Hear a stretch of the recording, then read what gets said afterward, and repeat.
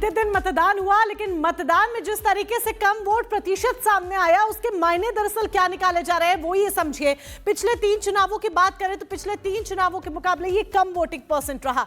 2025 में 58% वोटिंग हुई है। 2013 की बात करें तो 65.63% वोटिंग हुई थी और 2015 की बात करें तो 67% वोटिंग हुई थी। 2020 में 62.59% वोटिंग हुई थी, लेकिन अब इस बार 2025 में वोटिंग कम रही है। तीनों बार दिल्ली में आम आदमी पार्टी की सरकार बनी जब वोटिंग ज्यादा रही, और ऐसे में 2015 की भी हमने आपको बताई, 2020 की भी बात हमने आपको बताई, और अब 2025 में जिस तरीके से वोटिंग प्रतिशत कम सामने आया, इसके बाद और एग्जिट पोल्स जो निकलकर सामने आ रहे हैं, उसके बाद गहमा गहमी का जो दौर है वो और भी ज्यादा तेज हो गया है। और ऐसे में इंतजार अब हो रहा है 8 फरवरी का, क्योंकि 8 फरवरी को जब ईवीएम खुलेगी तब यह पता चलेगा कि जनता जनार्दन ने दरअसल फैसला लिया क्या है। 2015 में आम आदमी पार्टी को 67 सीटों पर जीत हासिल हुई थी। 2020 के चुनावों में वोटिंग प्रतिशत 63% था।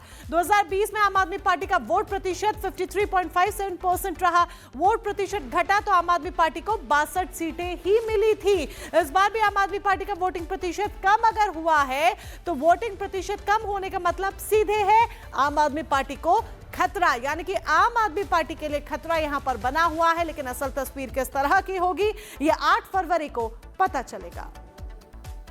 और अब बात करते हैं संगम विहार की, जहां पर मतदान खत्म होने के बाद आम आदमी पार्टी और बीजेपी के कार्यकर्ता आपस में भिड़ गए। दोनों तरफ से हंगामा भी हुआ और बीजेपी के कार्यकर्ताओं की तरफ से आरोप लगाया गया कि आम आदमी पार्टी के कार्यकर्ताओं ने पत्थरबाजी की। पूरी खबर क्या है इस रिपोर्ट में आपको दिखाएंगे।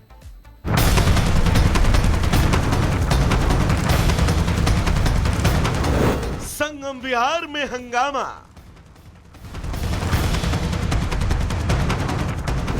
बीजेपी आम आदमी पार्टी के कार्यकर्ता भिड़े।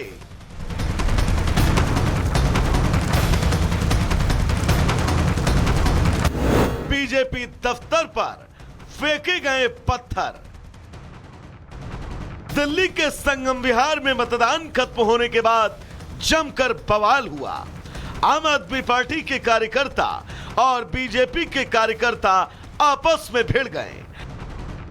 संगम विहार से बीजेपी उम्मीदवार चंदन चौधरी ने आम आदमी पार्टी के कार्यकर्ताओं पर मारपीट और बीजेपी दफ्तर पर पथराव के आरोप लगाए।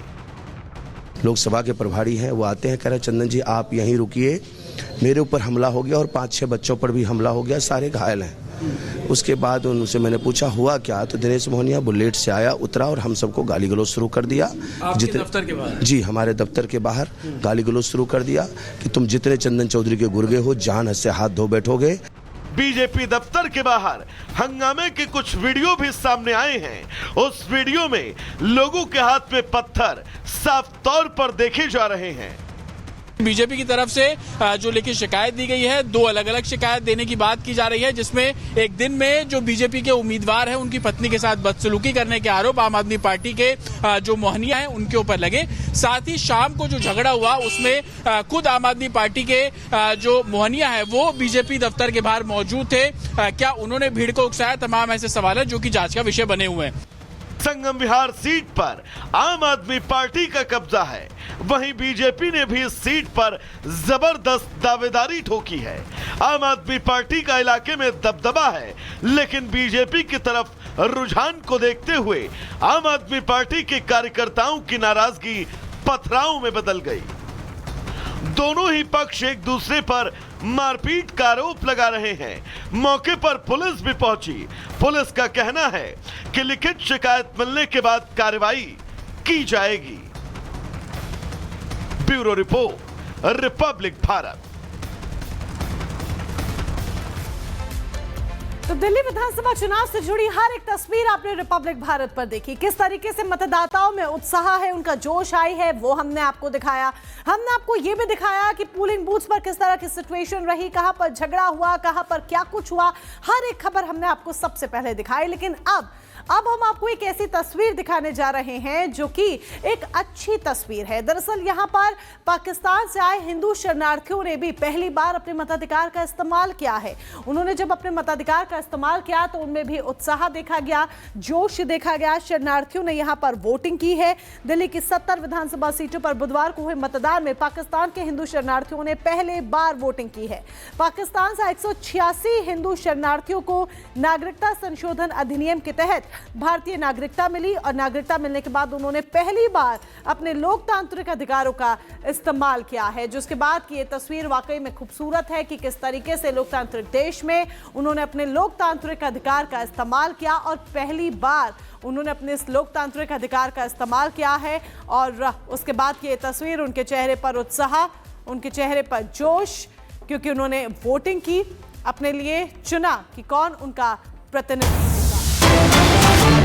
बड़ी खबर आपको बता दें, बाबा बागेश्वर से जुड़ी हुई मोक्ष पाने वाले बयान पर बाबा बागेश्वर ने सफाई दी है। बयान तोड़ मरोड़ कर पेश किया गया वक्तव्य ये नहीं था जो लोगों ने समझा।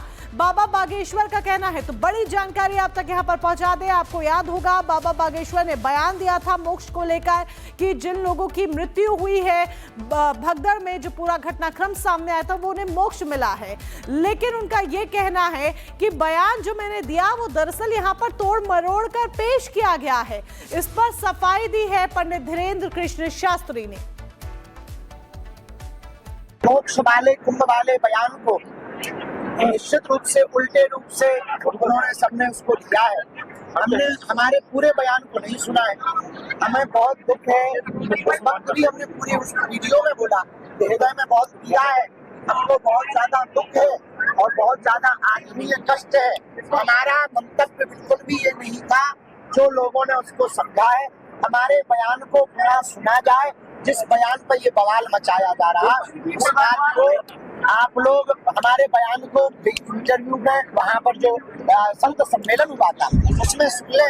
बहुत व्यापक रूप से हमने उसको बोला, बस छोटी सी बात को काट कर वायरल किया जा रहा जो हमें लगता उचित नहीं।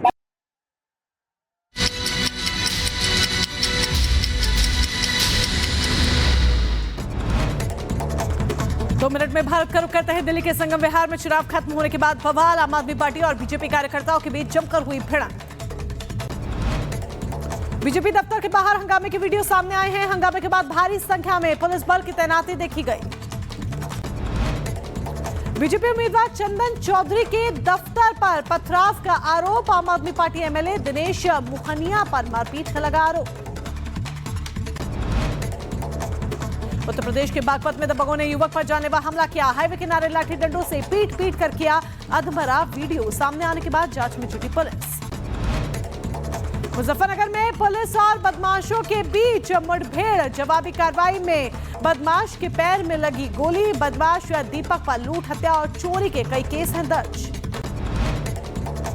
मैनपुरी में दबंगों के हौसले बुलंद। घर में घुसकर परिवार पर बोला हमला। कई राउंड की फायरिंग हुई। गाड़ी में तोड़फोड़ की गई। मारपीट का वीडियो सामने आया। उत्तर प्रदेश के मुरादाबाद में महिला पर एसिड अटैक। दबंगों ने घर में घुसकर महिला पर